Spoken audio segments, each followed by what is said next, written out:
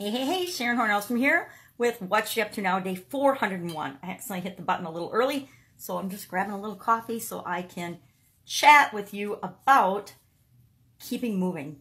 Get moving, keeping moving, just taking the absolute next step in order to move you toward what it is that you want. Now, why do I say this? Because I'm in the midst of rolling out and launching. Launched last week, did the 3 days of live plus a fourth day of Q&A. And now for a couple of days, we're actually offering the follow-up, the next step to this Women's Summit. Amazing Women's Summit, incredible women, all about customers and, finding, attracting, winning customers over, getting them to come to your business, providing them with an incredible experience, then taking that experience to the next level by encouraging them to be repeat customers, and then turning them into raving fans and lifelong customers, which is what we all want, right?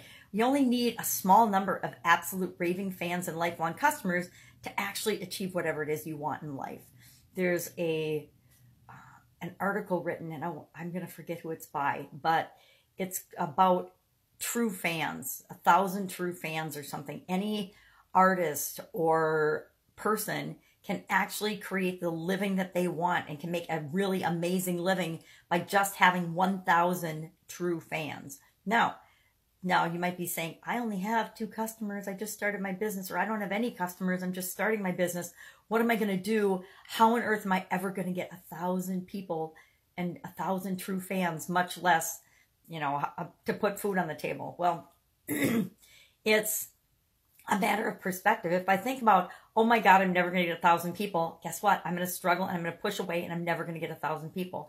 But if I realize that I only need to get a couple hundred people or 1,000 people in order to create whatever it is that I want and have the impact that I want in the world.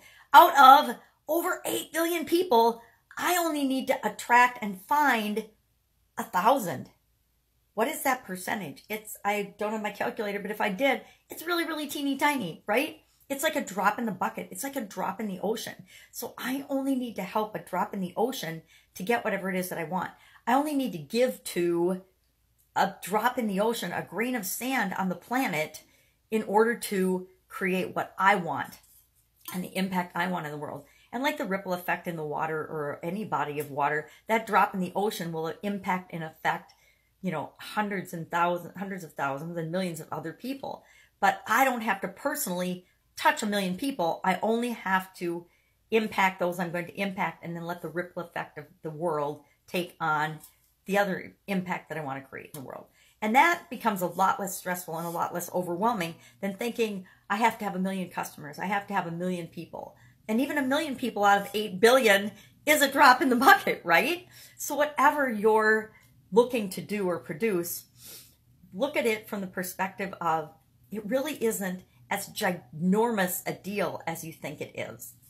And that whatever you imagine, you can figure out a way to make that happen. So today I am thinking about getting things done, putting one foot in front of the other. The next step. I only need to know the absolute next step. So every day I've adopted from one of my coaching students, I learned this, the one thing philosophy. And I will admit, I still haven't read the one thing book. When you read everything with a magnifying glass in order to even read it, and you get migraines usually from doing that, you pick and choose very wisely what you read. So since he's a one thing certified trainer and coach, I just listen to him with respect to things about the one thing.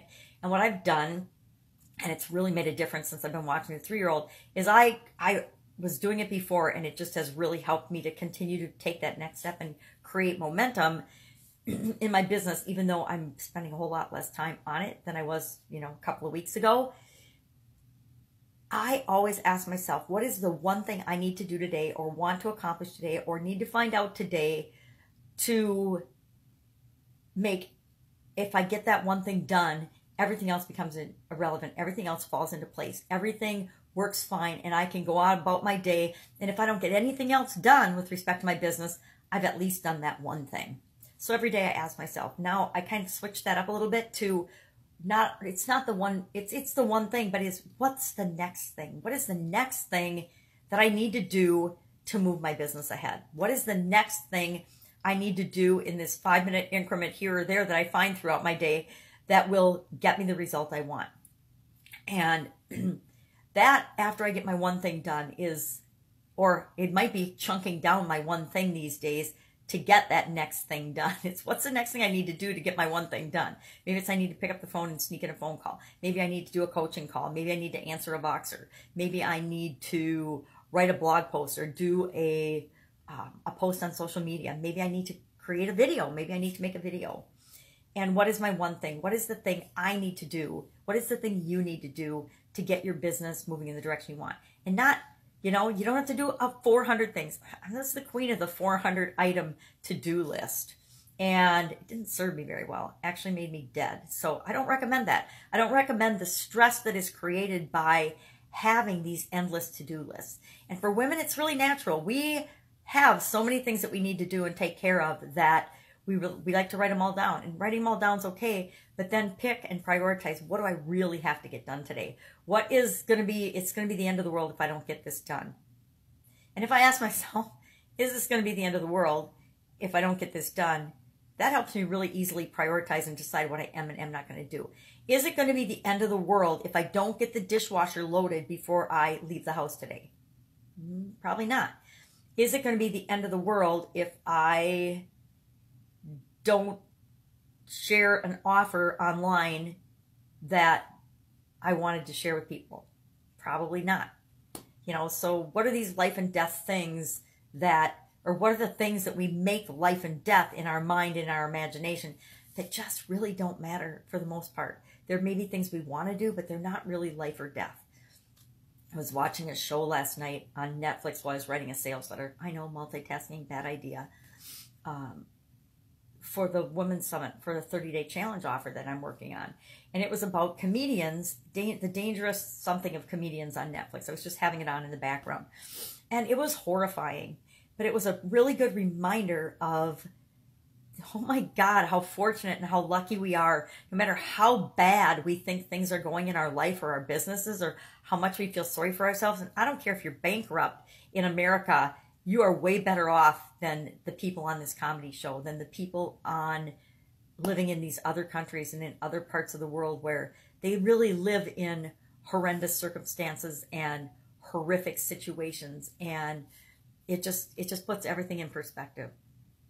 And so one of the cool things about social media and technology is that we do get to see other parts of the world and how they work.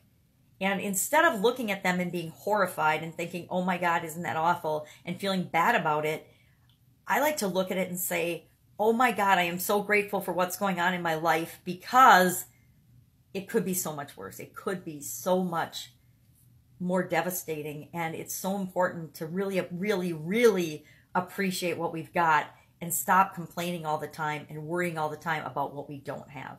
It's so important to compare ourselves to who we are going to be tomorrow, or who we are today versus who we were in the past, than it is to ever compare ourselves to anyone else. And I think that a lot of us spend so much time looking at and judging and comparing ourselves to others and judging ourselves as falling short versus saying, hey, I'm not perfect yet, God knows, but I'm better than I was yesterday at XYZ. I don't have everything I want right now, but look how much I do have. Look how much I do have to be grateful for. Look how much things are working out for me. Look how much I am actually doing, being, and having that I never thought possible. Because I will admit, 5 years ago, I would never have believed my life would be like it is right now. Absolutely, positively, never would have believed it. Yet, I obviously believed it because it is what it is today. Now, if I want my life to be different 5 years from now, what do I have to do today? What do I have to think today? What do I have to believe today?